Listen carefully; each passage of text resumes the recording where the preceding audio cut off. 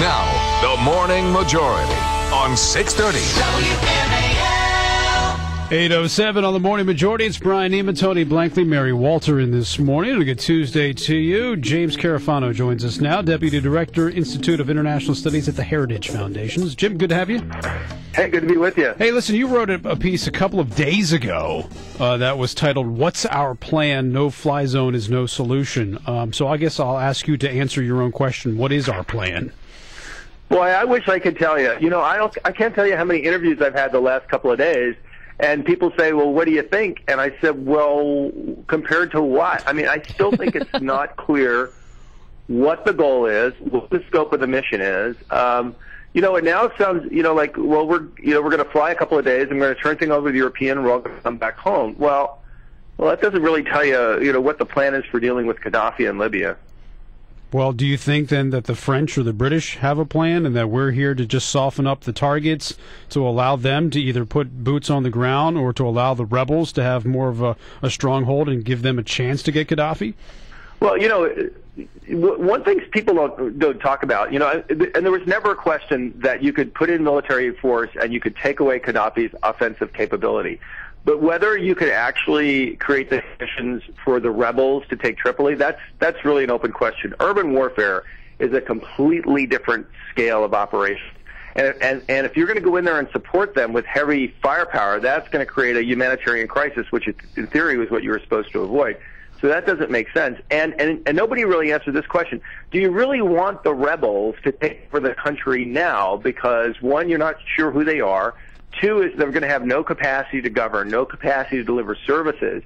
If you were really serious about kind of doing this right, what you would probably do at this point is, you've taken the pressure off, is identify an opposition that's free of terrorists, that's one you can work with, build up their capacity and their capacity to govern. So as they move forward, whether Gaddafi is forced out through either a political solution or some kind of negotiation, or whether eventually someday you have to actually siege to Tripoli, you can do it in a manner in which the government can look after the people, James, as opposed to create a humanitarian crisis. James, this is Tony Blankley. Let me ask you, let's take what might be the president's view of the best-case scenario. Let's say that Gaddafi either is killed or gets himself out of the country in the next 48 hours, that his people give up, and whatever is the opposition marches triumphantly into Tripoli.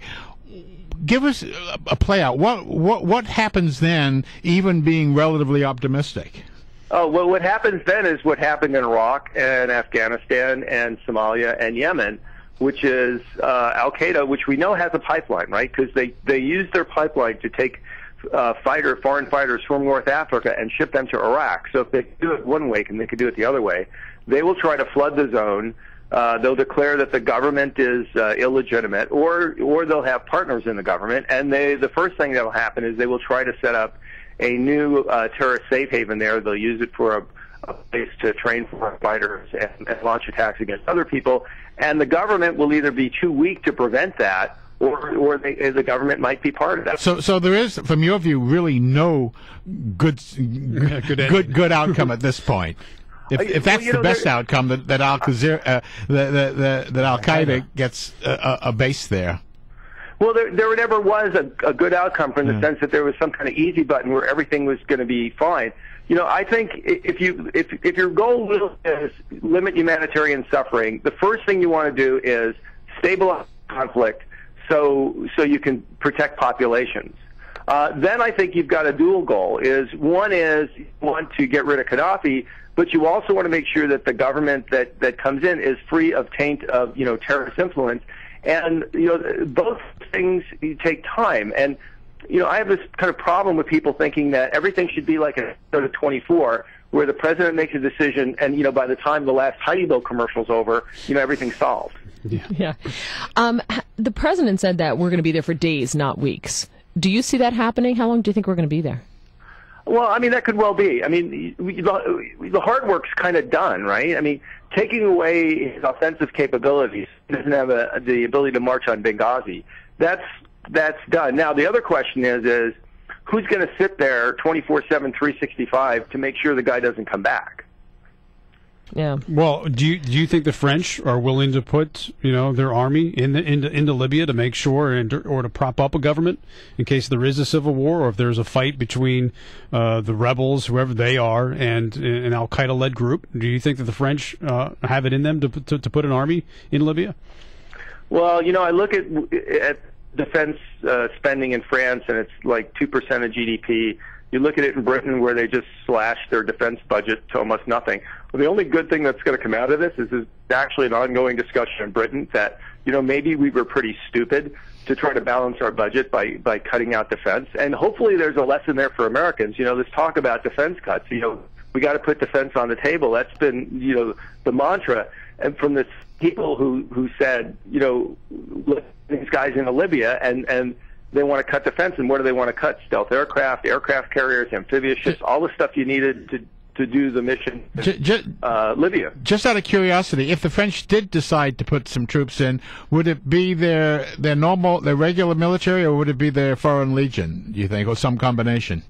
It'd probably be some combination, but the French would have a problem in that the UN resolution does specifically prohibit occupation troops. Now, they could say that they're not occupation troops, they're trainers, but even there they've got a problem. And this is one of the kind of the idiotic things the president did. Is the first thing he did is he ran to the UN and he got a UN resolution which basically prohibited anybody from doing anything. Then he went back a week later to get a resolution to actually do something. But the first resolution actually prohibits providing arms to any participant in the conflict in the country of Libya. The second resolution is completely ambiguous on that. So if the French or somebody else decides to put troops on the ground, or they decide to start arming the opposition, right, there'll be a controversy over whether that's legitimate under the UN resolution or not. Could they pass another resolution, though, allowing them to do that, or would Russia or Chinese veto that? Well, I think the Russians and Chinese they don't like the idea of people authorizing invasions in other country to protect people, because they've both got issues about that. So, let me ask one question about Russia. I have a certain sense that they may be somewhat divided between the Putin wing and the Medvedev wing, that Medvedev may have sort of won out in the UN and kept them from vetoing it, but if Putin had his way, they would have vetoed. Do you have any sense of that? Yeah, that could well be true. I mean, we've seen disagreements between them before. I think the more successful the operation is, the less likely the Russians or the Chinese are going to authorize further things, because they don't want people getting excited about the idea of using the UN to do the right to protect. On the other hand, if the mission fails, the Russians and Chinese will just sit there and they'll go, well, not our problem. Right. And they know that the next time people will be reticent to come back to the UN Security Council. All right, Jim. Good to talk to you as always. We appreciate your time and your insights.